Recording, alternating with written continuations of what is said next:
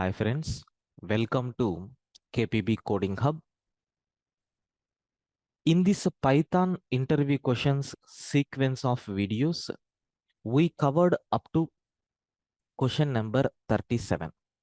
The next question what we have here is what is mean by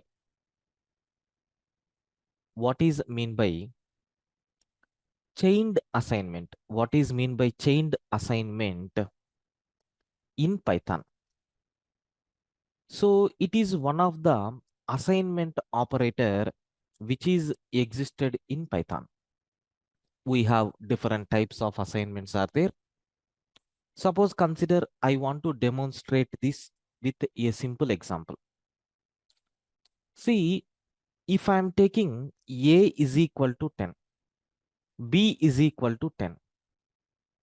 For A, the value called 10, we are assigning to two different variables, right? This can be written as like A is equal to B is equal to 10. When you want to assign a single value for multiple variables. Okay, remember carefully. If we want to assign a single value for multiple variables, then we should go for this chained assignment. Example, A is equal to B is equal to D is equal to 10. Like this I am telling. Sir, what is the meaning of this particular statement?